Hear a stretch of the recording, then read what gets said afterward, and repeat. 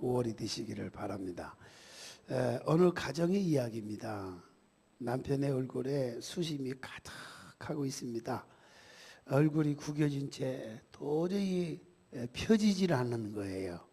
그래서 아내는 걱정이 돼가지고 원인을 꼼꼼히 분석해 보았습니다. 왜 그랬을까? 이제는 그 이유를 알 것만 같습니다. 최근에 남편이 한약 한 척을 잘못 따려 먹고서 얼굴이 구겨졌구나. 그 한약의 이름이 무엇일까요? 바로 구기자를 먹였기 때문이다. 구기자. 남편은 구기자를 달여 먹고서 그만 얼굴이 구겨져 버린 거예요. 아내는 어떻게 하면 남편의 얼굴을 좀 펴줄 수 있을까 궁리를 냈어요. 드디어 묘안이 떠올랐습니다. 아내는 남편에게 선물을 하나 주었습니다. 남편은 아내에게서 선물을 받자마자 그 얼굴이 구겨진 얼굴이 확 펴졌다는 것입니다. 아내는 남편에게 무슨 선물을 주었을까요? 피자. 그래도 웃지도 않는 건 감정이 메말랐어요. 정말. 구기자를 다려 먹고 구겨진 남편의 얼굴을 아내는 피자로 환하게 펴주었다. 그런 이야기입니다. 하나 유머지만 5월은 가정의 달입니다. 온 가족과 함께 유머 있게 좀 웃고 사는 일들이 많아졌으면 좋겠습니다. 여러분 옆 사람 인사합시다. 5월에는 웃고 사십시다. 할렐루야.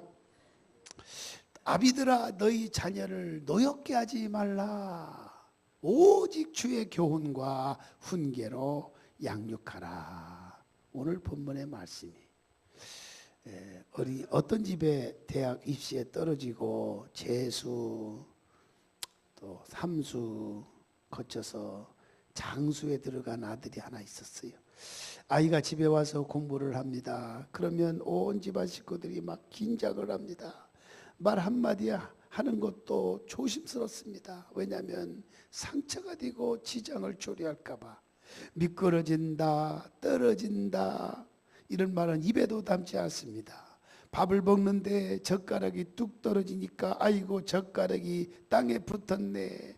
길을 가다가 할머니가 눈길에 쭉 미끄러지니까 아이고 궁뎅이가 땅에 붙네 그러다 합니다.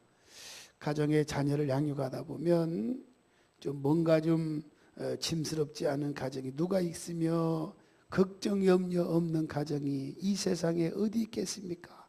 다 있기 마련인 것입니다. 여러분의 가정들이 정말 행복했으면 좋겠습니다.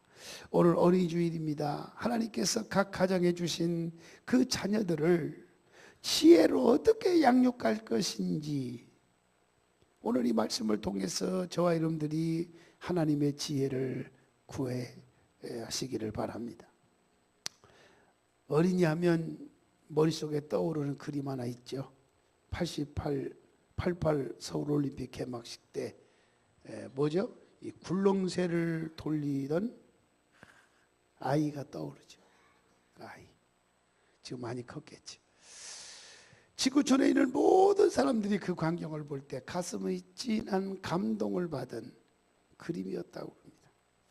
왜 이 아이가 올림픽 때 굴렁쇠를 굴리며 나왔을까? 나름대로 생각해 보면 역시 세계가 하나라고 하는 뜻을 가지고 있죠. 선수들이 경기를 하고 있지만 사실은 지구촌을 굴리고 있는 겁니다. 저희가 내일의 주인공인데 저 아이들이 지구촌을 멋있게 잘 굴릴 수 있도록 평화로운 세계를 만들어 가야 되지 않겠느냐. 어린이는 내일의 희망입니다. 희망인 어린아이들을 그들이 보고 있습니다.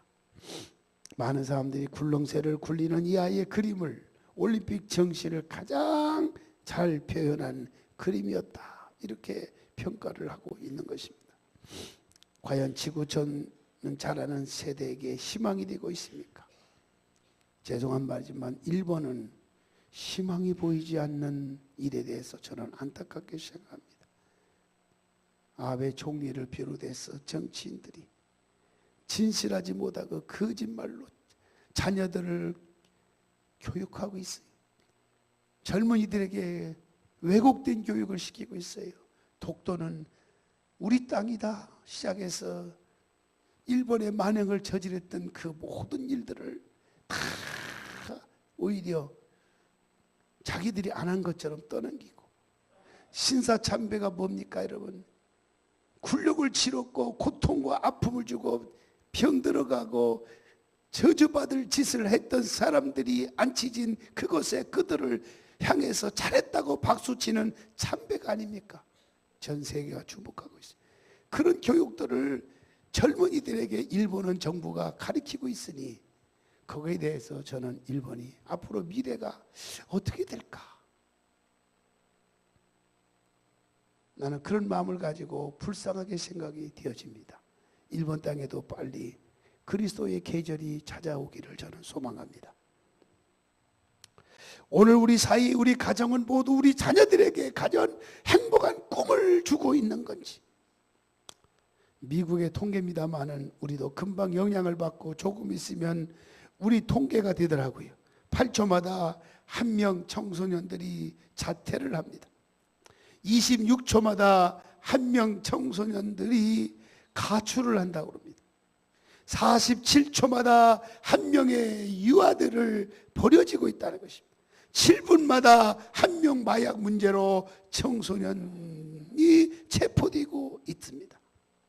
36분마다 한 명이 총기 사고로 청소년들이 죽어가고 있다고 하는 통계가 나와 있습니다. 분초마다 우리 자녀들이 태어나서 대학을 졸업할 때까지 텔레비전, 영어로 말하면 TV, 하나에서 받은 나쁜 영향이 얼마나 되는지 35만 번 이상 유해한 TV 광고를 보게 됩니다.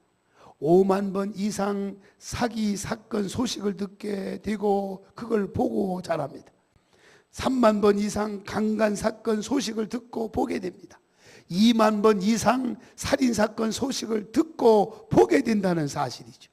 심각한 얘기입니다. 제가 한때는 조금 막 급히 막 어려워서 막 필요할 때가 있었어요. 근데 타이밍이 어쩌면 맞는지 딱 전화가 왔어요. 금융 비싼 거 싸게 이렇게 특별가로 나왔는데 당신에게 특별히 혜택을 주는데 신청하려면 오늘 몇 시까지 신청하라고. 그것도 여자분이, 예쁜 여자 목소리로. 기가 솔직해서 전화번호고 일이 뭐냐. 그래, 몇 프로 주냐고. 하여튼 뭐 8%대. 아니 8%가 아니라 5%대 준대. 아니 5%는 은행 가도 은행도 더 싸게 준대. 얼마나 막 그래. 그리고 나서 뭐 내용을 물어봐. 착착 뭐냐 물어봐. 다 얘기하고 그때 뭐 내일 모레 전화를 올린대. 전화 올린대. 그래서 또 그 전화번호가 이제 찍혀서 전화를 걸었어요. 그랬더니 전화가 안 되는 거예요. 그래서 금융계 124로 물어봤어요. 번호를 알려지. 124 번호를 알려가지고 제가 이렇게 전화 받았는데 그 전화 받은 그 회사 같은데 맞냐고. 그랬더니 선생님 전화로 대출해 준다든지 팩스로 무슨 뭐 농협 캐피탈 무슨 캐피탈 삼성 캐피탈 제 많이 오거든요. 막 4% 5%야. 그거 절대로 보내는 일이 없습니다. 다 사기입니다. 하마터면 큰일 날 뻔했어. 여러분들 속지 않기를 바랍니다. 그런 전화 오는 거 100%다 사기. 팩스 오는 거 100% 사기. 100% 사기. 야, 내가 좋은 걸 경험했어. 이 세상이 지금 그런 세상.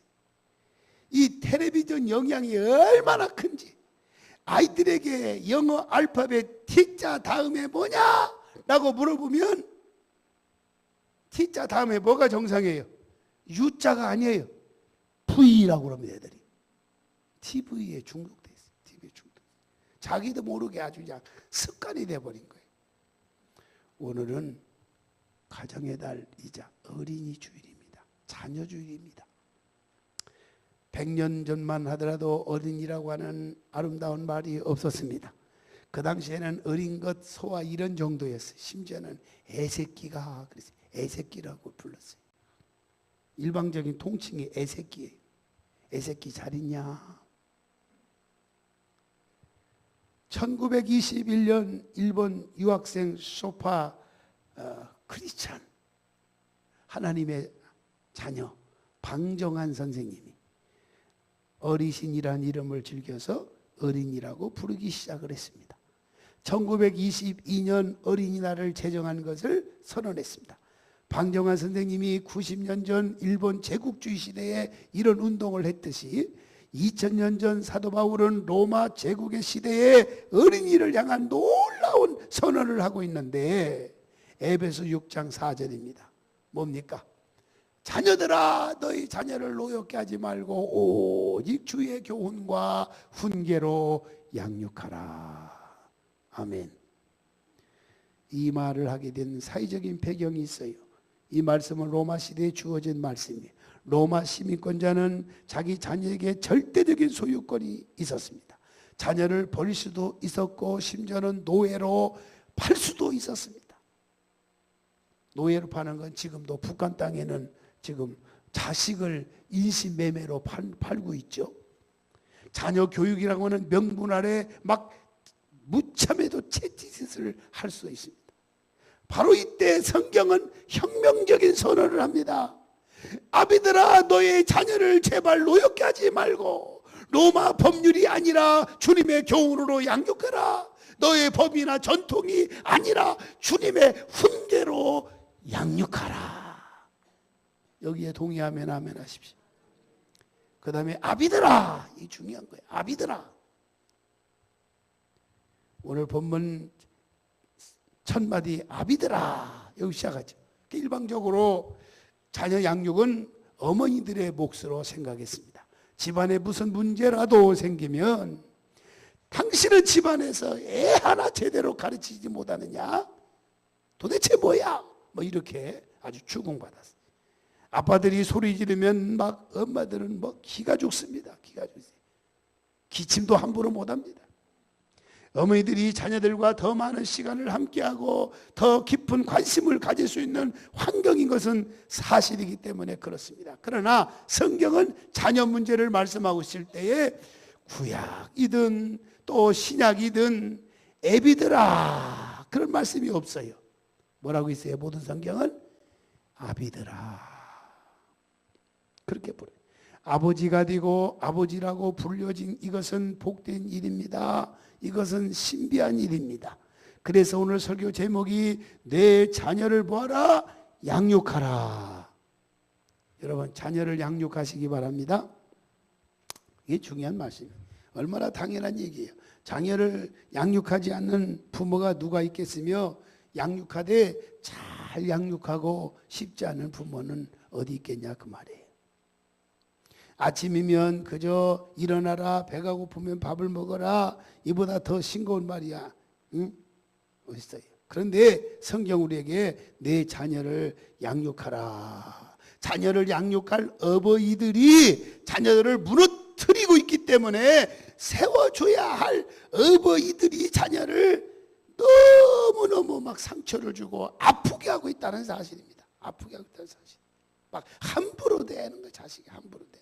마치 자기 자식이 뭐 무슨 자기 것냥 막 노예같이 취급해버린 거예요.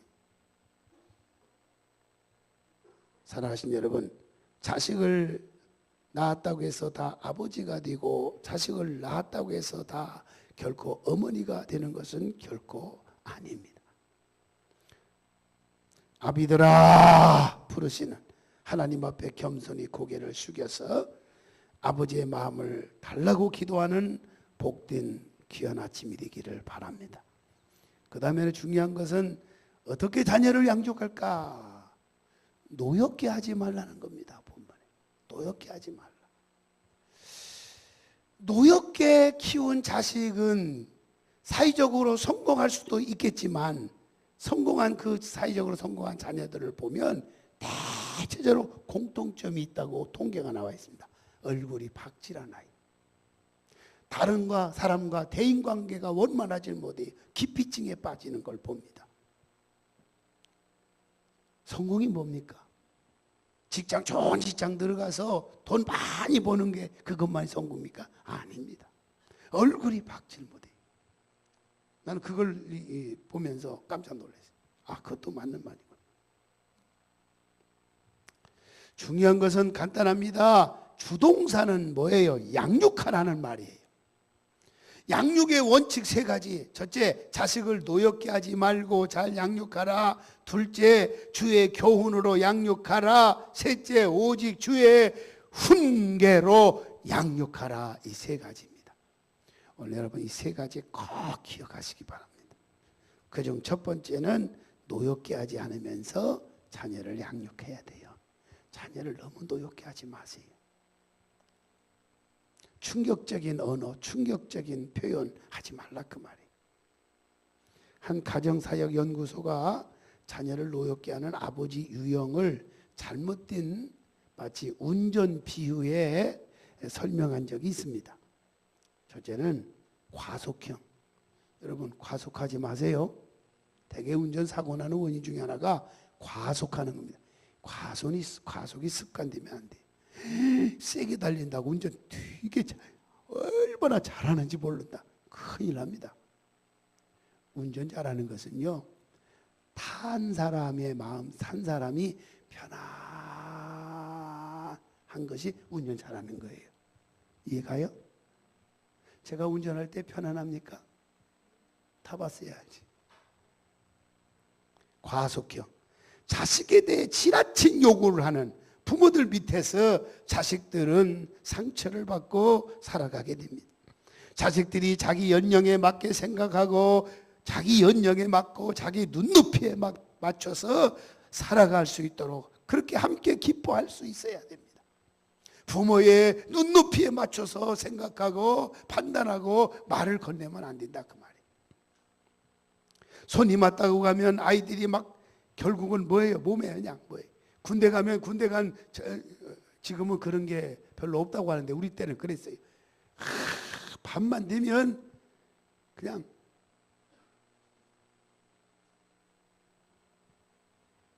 뭐가 몸에 배이냐? 빠따 맞고 가요. 그래야 잠을 자는 걸 몸에 배있어. 그래서 손님 왔다 가면 아이들이 매 맞는 거예요. 매 맞을 줄 알아요, 아이들은 벌써. 어린이들은 아이들에게 점잖으라고 강요합니다. 점잖다는 말은 무슨 말이에요? 점잖지 않다 그 말은 거예요. 젊지 않다는 말이에요. 빨리 늙으라는 얘기죠. 어떻게 보면.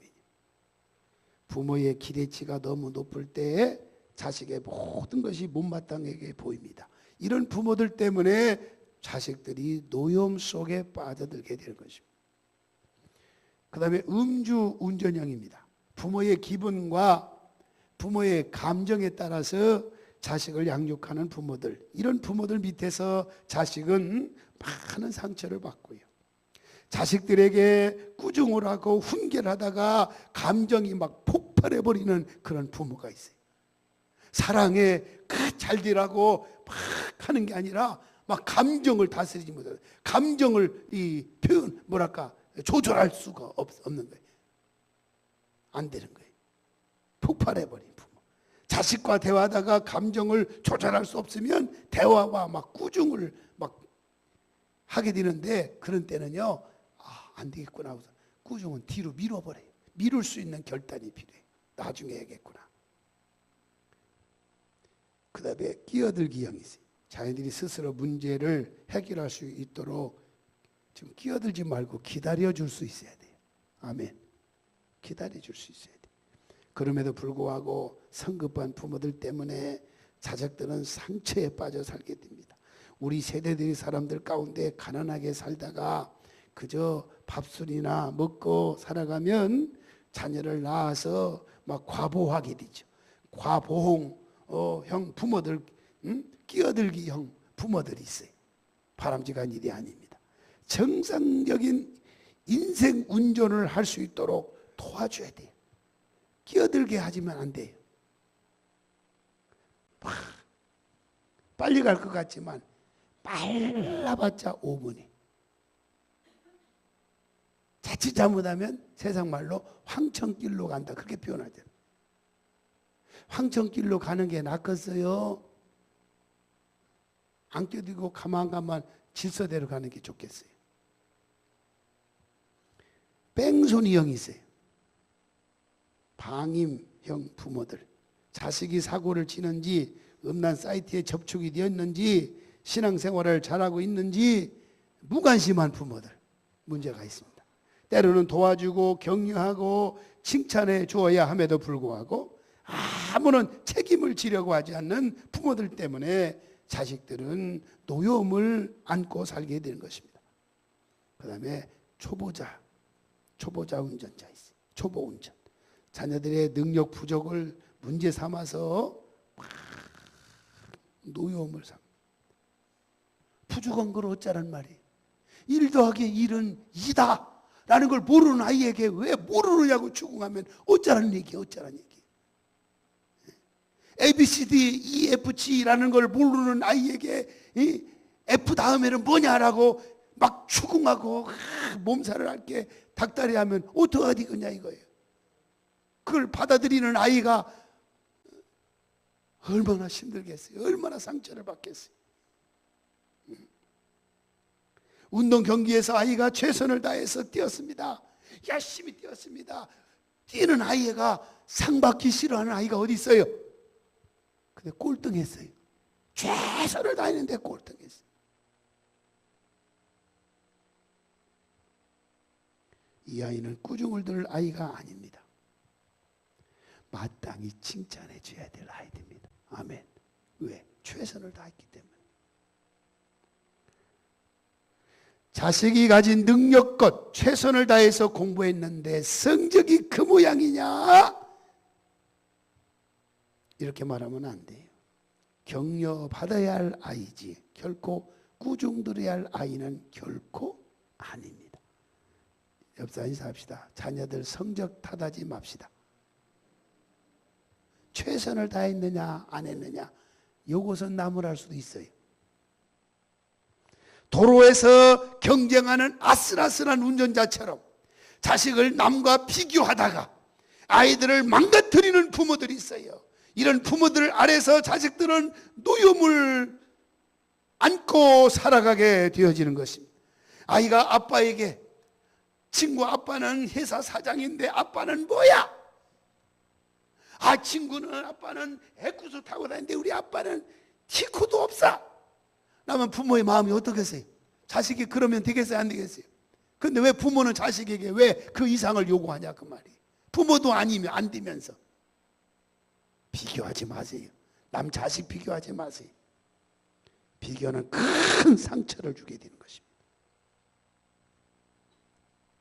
한 교육학자가 공부를 잘못하는 아이들을 모아서 조사하고 공부를 가르쳐 보았다고 합니다. 어떤 아이들은 왜 공부를 해야 되는지, 공부를 잘해야 되겠다, 열심히 해야 되겠다, 이건 다 압니다. 실제로 열심히 합니다. 그럼에도 불구하고 최선을 다해서 열심히 했는데도 불구하고 성적이 오르질 않아요. 여기에는 건강상의 문제가 있다는 것을 발견했어요. 그래서 공부를 시키지 않고 운동을 먼저 시켰습니다. 그리고 보약을 먹였습니다. 의사에게 진찰을 맡겨서 이 아이의 문제점을 보강해 주었습니다. 그랬더니 그 다음부터 그 아이가 성적이 쑥쑥 올라가더라는 겁니다. 감이 잡혀요? 어떤 아이는 집중력이 떨어져요. 정상적인 안정감이 없어요. 정서적으로 안정감이 없어요. 15분 앉아 있질 못해요. 예배 시간도 앉아 있지 못해요. 시계를 보고. 근데 저 혼자 공부를 안 하는 것이 아니라 옆에 있는 아이까지 공부를 못하게 방해를 해요. 집중력이 없어요. 정서적으로 안정감이 없어요. 이 아이들은 공부를 시키지 않고 마음에 안정감을 주도록 집중력을 키워줬다고 합니다. 그랬더니 그 다음부터 성적이 갑자기 쑥쑥 오르기 시작하다는 것입니다. 우리 같이 따라서 합시다. 우리 자녀들은 제대로 키웁시다. 제대로 키우자고요. 여기 아비들아 너희 자녀를 노엽게 하지 말고 오직 주의 교훈 비전과 훈계로 양육하라. 주의 교훈으로 양육하라는 것입니다. 자녀를 노엽게 하지 말라고 하는 한 가지 부정문 다음에 두 가지 긍정 문장을 말씀하고 있습니다. 주의 교훈으로 양육하라. 이건 뭐예요? 예방적인 양육입니다. 주의 훈계로 양육하라. 훈계로, 그 말은 사랑을 수반한 치료적인 양육입니다. 감정을 다스리지 못해가지고 폭발적으로 막 그냥 그런 게 아니고, 저는 주변에서 그런 걸 많이 봤어요. 제가 너무 안타까워요. 왜 자녀들 너무 이렇게 상처를 주는 말을 하고, 상처를 주는 막 그냥 언어 폭력을 가는지, 부모가 자식 앞에 막 그냥 너무 많이 봐요. 물론 TV에서도 많이 봤지만, 왜 우리 철학이나 보상 심리, 야망, 그리고 우리의 방법이 아니라 주의 교훈, 주님의 훈련 방법을 따라야 할까? 자녀는 우리의 자녀가 아닙니다. 하나님의 자녀이기 때문입니다. 아멘.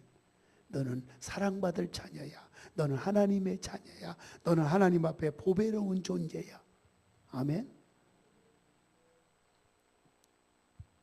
하나님의 방법만이 가장 완전하기 때문인 줄로 믿습니다.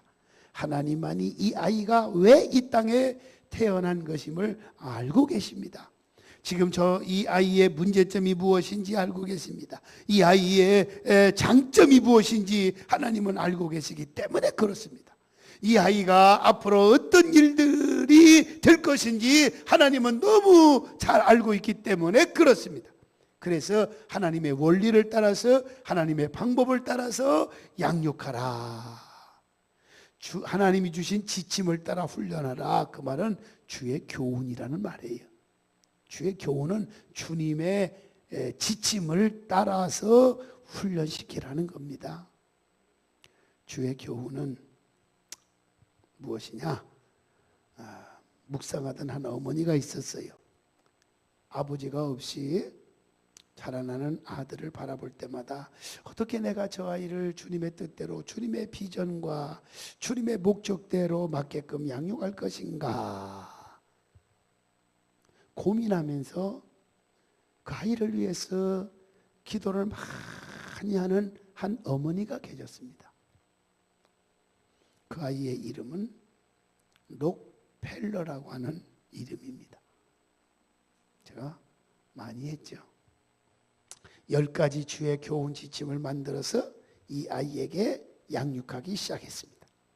록펠러, 미국이 낳은 최고의 갑부, 가장 멋있는 부자 중에 한 사람, 왜 돈을 벌어야 하는지 알았던 사람, 벌었던 돈을 어디에 어떻게 써야 하는지를 알았던 사람, 미국 백인 사이에서 그 어머님의 양육의 지침을 따라서 자녀들을 양육하기를 기뻐하는 지침 10가지가 있습니다. 하나님을 첫째 친아버지로 섬겨라. 그 아버지가 복을 주신다. 두 번째, 평생 목사님과 좋은 관계 안에서 살아라.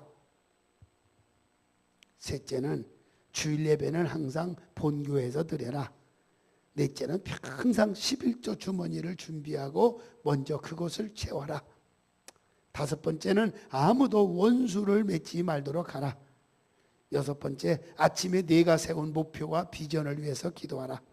일곱 번째, 잠자리에 들기 전 반드시 반성하고 기도하라. 그 다음에 아침밥 먹기 전에 꼭 하나님의 말씀을 읽어라. 남을 도울 수 있으면 힘껏 기쁜 마음으로 도와라. 예배 시간에는 꼭 일찍 와서 맨 앞자리에 앉도록 해라. 아멘입니까? 얼마나 멋있어요. 세계적인 갑부가 된 건 저절로 된 게 아니라는 거지요. 그 다음에 주의 훈계로 양육하란 말이에요. 마지막 원리가, 훈계는 신속한 치료를 말합니다. 잘못된 것을 바르게 고쳐주는 치료입니다. 이것을 뭐라고 그러냐? 훈계라고 그럽니다. 훈계. 막 감정을 다스리고 막 폭발적으로 미워가지고 갑자기 막 함부로 대하는 이것이 아니라 그 말이에요. 자녀를 양육하다 보면 부모가 상처를 줄 때도 있고요, 자식이 삐뚤어질 때도 있어요. 이때에 지체하지 말고 신속하게 치료해 줄 수가 있어야 되는 것입니다. 아멘. 우리 딸한테 뭐가 날라왔어요. 네모난 상자. 그 상자를 포장을 뜯고 열어보니까 유리에다가 갇혀있는 안에, 그것도 조화가 아니고 생화를 안에다 넣더라고. 다 생화. 근데 그게 뭐 2달 가는지 2년 가는지 오래 간대. 그게 보내왔어요. 나는 그걸 보내와서 친구가 보고 싶다고 뉴욕 간다는데 보내달라고 하는 줄 알고 집사람 전화했더니 어버이날 엄마 아빠 즐거워하라고 인터넷으로 보낸 거래요. 그래서 감사하다. 우리 딸 참 착하다. 우리 딸 누가 어떤 남자가 데려갈지 그 남자 수지 맞았다. 행복할 거다. 지금 27살입니다. 결혼 안 했습니다. 남자 찾고 있습니다. 기도해 주시기를 바랍니다. 그래서 그런 거 보면 또 마음이 또 흐뭇하더라고요. 힘든 걸 견디게 되더라고요. 그래도 부모를 생각하는 딸이 또 있구나. 아들은 아직 그거 안 왔어요. 이제 날짜가 있으니까 좀 뭐 오겠지 기대하는 것보다도 뭐 그러겠지. 비록 꽃 하나지만. 자녀를 양육하다 보면 부모가 상처를 줄 때도 있고 자식이 삐뚤어질 때도 있지요. 이때 지체하지 말고 신속하게 치료해 주시기를 바랍니다. 치료해 주려면 치료약이 있을 거 아니에요. 그렇죠? 치료약은 뭘까요? 주의 훈계로. 아멘. 그게 치료약이. 주의 훈계로. 하나님의 말씀과 신앙적인 가치로 치료해라. 감정적으로 훈계하지 말아라. 욕심으로 훈계하지 말아라. 보상 심리로 아이를 키우려 하지 말아라. 내가 너를 어떻게 키우는데 네가 그러냐. 그러면서 결혼하고 나니까 시어머니가 신혼방에 들어가가지고 신랑 신부 아들 며느리 가운데 출정 않고 내가 여기서 자야 한다라고 같이 못 자게 거기서 주무시는. 그 있대요. 그 있대요. 없는 줄 알았더니 나 그냥 하는 소리인 줄 알았더니 그런 시어머니가 있대요. 아이고 우리 딸은 그런 시어머니 안 마대기들. 주여 믿습니다. 이제 기도하기로 작정했어. 정신 차리셔야 돼요. 자식이 상처에 시달릴 때, 내 자식들이 방황하고 있을 때, 내 아이들이 위기에 부딪힐 때 어떻게 그 아이를 바른 길로 인도할 수 있을까? 치료약이 뭘까? 오늘 말씀대로 주의 훈계로 양육하시기를 바랍니다. 마지막으로 마무리합니다. 사랑하신 여러분, 자녀를 노엽게 하지 말라. 오직 주의 교훈과 훈계로 양육하라 말씀하실 때 여러분은 무엇이 생각이 나십니까? 여러분들 중에 꽤 많은 사람들이 읽어보았을 법한 책이 있습니다. 오체 불만족이라는 책입니다. 제가 우리 부목사님한테 붙여놓으라고 했어요. 그래서 뒤에 보면 붙여놓은 게 있어요. 요약해서 써놓은 게 있습니다. 꼭 좀 이 말씀 듣고 식사하기 전에 한번 읽고 가시기 바랍니다. 우리나라 초등학교 4학년 교과서에 실려있는 실화 중에 하나인데 일본인인 오토다케 히로타다의 이야기입니다. 이 아이는 태어날 때 2팔과 2다리가 없이 태어났습니다. 그럼에도 불구하고 이 아이는 절망과 좌절감에 빠지지 않고 맑고 명랑하게 참으로 행복하게 만족하면서 살아가는 삶으로 많은 사람들에게 도전을 주고 있는 내용입니다. 2팔이 없습니다. 아니 2다리도 없습니다. 아이를 받아든 간호사가 깜짝 놀랐어요. 의사도 막 소그라치기 시작합니다. 엄마가 이 아이를 보았을 때 어떤 반응을 보일까? 이게 더 걱정스러운 거예요. 아이를 다른 방으로 옮깁니다. 아이가 황달이 심해서요. 엄마에게 아이를 한 달 동안 핑계대면서 이 핑계 저 핑계 하면서 엄마가 충격받을 걸 생각하고 보여주지 않았다고 합니다. 오랫동안 은은하고 연구한 끝에 엄마에게 이 아이를 보여주기로 했습니다. 아이가 조금 장애를 가지고 태어났어요. 남들이 있는 게 조금 없어요. 조금 없는 게 아니죠. 두 다리 두 팔이 없는데. 조심스럽게 이 아이를 데리고 갑니다. 아이를 보는 순간 엄마가 쓰러질지도 모르겠다. 그래서 응급조치할 의사, 간호사, 차까지 동원해 놓은 상태입니다. 왜냐하면 쓰러질 것을 생각했어요. 엄마가 이 아이를 보는 순간 그 엄마의 얼굴이 해처럼 환하게 감격스럽게 아이를 바라보더니 어머나 내 귀여운 내 아이. 아멘. 엄마의 표현이었습니다. 엄마의 첫 표정이었습니다. 어머나 내 착한 내 귀여운 내 아이. 이 아이를 키우면서 애야 너는 남과 다르게 생겼단다. 남들이 가진 것 조금 없을 뿐이야. 너는 그래도 개성 있게 생겼어. 키우는 사이에 10cm 정도 두 팔이 자라나기 시작했습니다. 10cm 정도 되는 두 팔을 가지고 야구도 합니다. 축구도 하고 수영도 하고 컴퓨터도 하고 불빛도 쓰고 밝고 명랑하게 심지어 골무 대장으로 자라납니다. 이제는 어엿한 대학생으로 자라서 명문 와세대 대학 경영학부에 입학합니다. 그러면서 글을 씁니다. 뭐라고 썼을까요? 한번 따라서 합시다. 장애란 특별한 개성일 뿐이다. 아멘. 장애란 특별한 개성일 뿐이다. 나는 남들이 가진 걸 가지지 못했지만 나는 더 많은 것을 가졌다. 나는 유리한 것이 너무나 많다. 장애인이기 때문에 나는 친구가 더 많아졌다.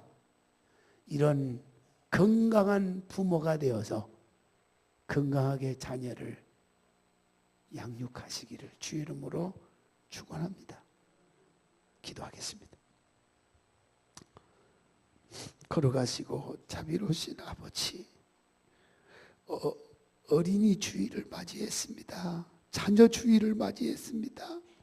우리들의 자녀들을 어떻게 양육하고 있는지, 양육해야 될 자녀에게 상처를 주고 그들의 마음을 아프게 하고 무너뜨리고 있지는 않는지, 인간의 방법이 아니라 나의 보상 심리가 아니라 내 기분이 아니라 주의 훈계로 양육하는 이것이 하나님의 명령임을 잊지 말고 살아가게 하여 주시고, 오히려 자녀를 위해서 하나님 앞에 엎드려 기도하고 자녀를 위해서 하나님 앞에 심는 그런 일들이 오히려 일어날 때에 하나님께서 자녀를 책임져 주시고 붙잡아 줄 줄로 믿습니다. 이 은혜가 우리 모두에게 임하게 도와주옵소서. 예수님의 이름으로 기도하옵나이다.